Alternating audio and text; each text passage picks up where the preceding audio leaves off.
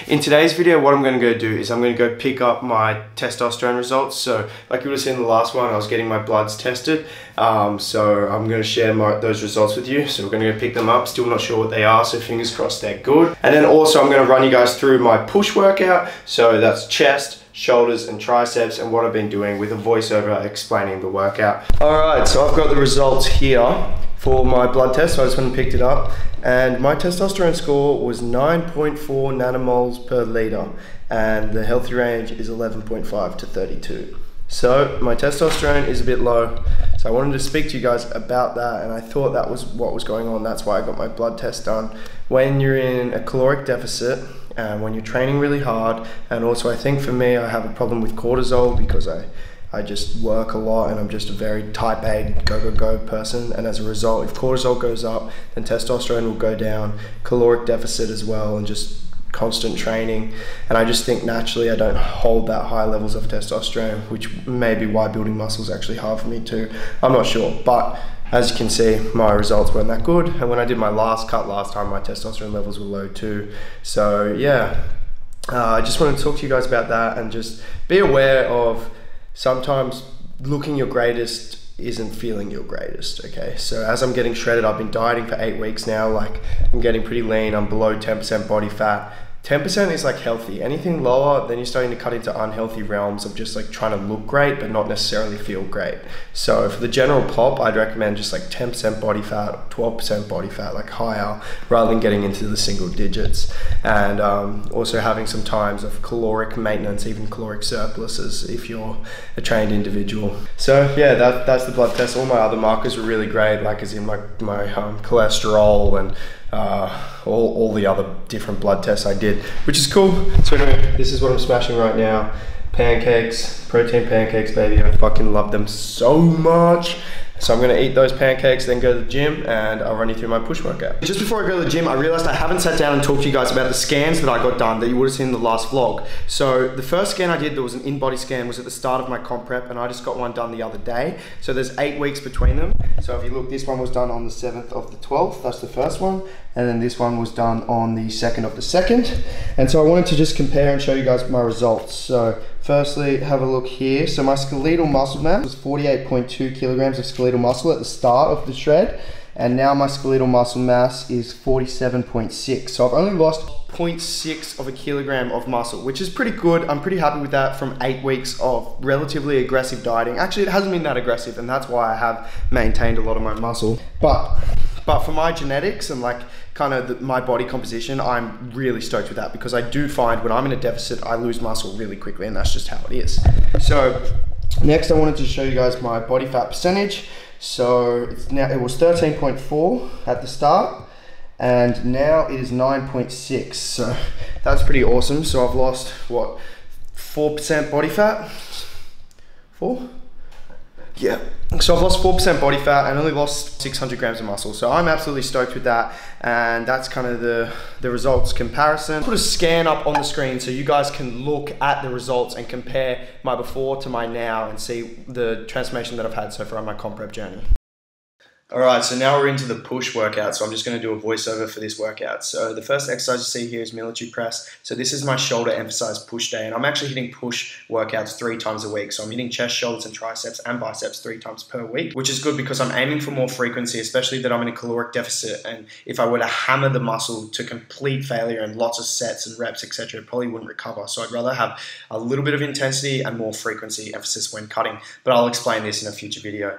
Anyway, what I wanted to talk about with this voiceover is running through a bit of my push workout, and then also how I've managed to maintain some of the muscle. So a big thing with maintaining my muscle whilst dropping this 4% body fat so far has just been through keeping my protein intake up and keeping the muscles under tension through training them consistently. So if the muscle doesn't have that stimuli, then it's going to just lose it, because it has your body has no need to have this muscle tissue on it. And then obviously protein is the building blocks of the muscle, so you really want to keep that high. This next exercise that you can see is the incline bench.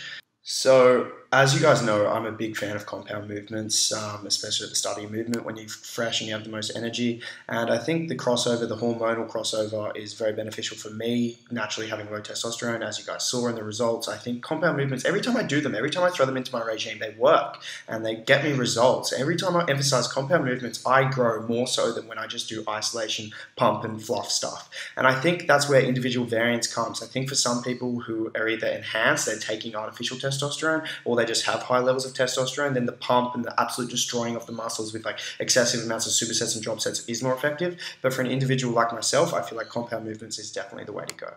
Anyway, now this next exercise you can see is the unilateral cable lateral raise. Okay, so we're going one arm at a time and we're leaning out, and we've got the weight, we've got a little wrist on, that's what the weight's attached to, a little wrist attachment, and we've got the weight in between our legs, and by leaning out and being in this position, it's putting more tension on the medial delt, versus if you were standing upright, you'd actually get your traps involved more. So by that leaned out position at the bottom range of motion, there's still a lot of tension on the medial delt, which is ideal.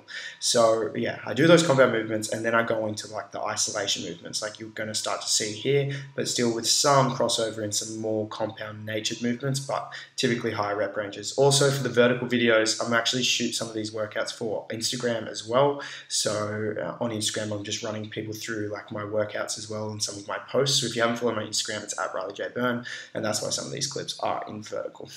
Anyway, this exercise here is the cross-body hammer strength chest press. So we've done shoulders, then we did chest with incline, then shoulders again, and then chest. So I'm jumping between the two. And the reason I'm doing this one now is more of like a specific targeting the inner muscle fibers running around the pectus indent. So if you've got pectus, I love this one. Like I'm literally, see I've got my fingers there. I'm trying to feel the muscle fibers recruiting as I press the weight up. And you can see the striations in my inner chest now. So I absolutely love this movement and would highly recommend incorporating it into your regime. Keep those compound movements at a slightly lower rep range, in my opinion, most of the time. Sometimes change it up, but most of the time a slightly lower rep range. And then for the more isolated kind of movements like this and like the lateral raises, we want to go slightly higher rep ranges and emphasize more so tension and metabolic stress. Next, you'll see me doing face pulls here. So this is again the third one for the shoulders. This is my shoulder emphasize push day. So considering I'm doing it 3 days per week, each day is a different emphasis. So whether it's shoulders, triceps, or chest. And that way we start with that muscle group that's emphasized and also have more volume on it. I think I did 5 sets of lateral raises and 5 sets of face pulls here. And the reason I'm doing face pulls is for rear delt development. And rear delts are so underdeveloped in a lot of people, and they will help develop 3D popping shoulders, which is key for an aesthetic physique. Anyway, now I'm going on to the one arm cable fly. So this is a great movement to really isolate your chest and build it up. We want that isolation movements later on in the workout, and one arm at a time is going to be great if you have any imbalances in your chest, any asymmetry, especially if you have pectus. This can be really common. A lot of people with pectus have asymmetry in their chest. So doing one arm at a time is going to help isolate that weaker pec and help build it up bigger and stronger.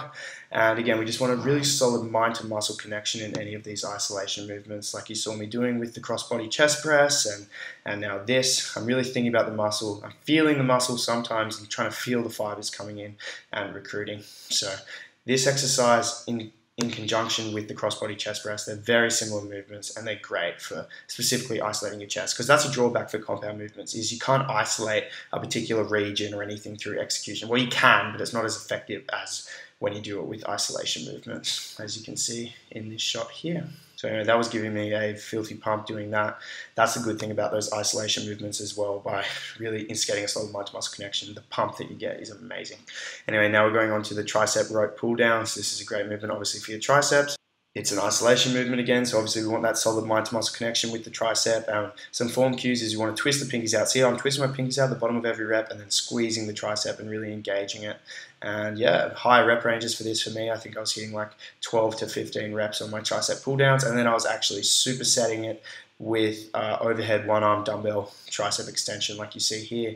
I like unilateral movements, I really do. I think they're very beneficial, and my physique, when you guys looked at my scan earlier, you would have seen there are some muscular imbalances between my left and right side. So I think it's really important for me to do these unilateral movements and try and build my left side up to match my right, because my right is a lot bigger.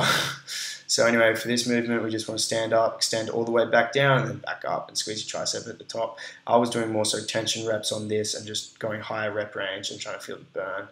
And yeah, guys, that is the workout. That's the push workout. Thank you for watching this video, and I'll see you in the next one.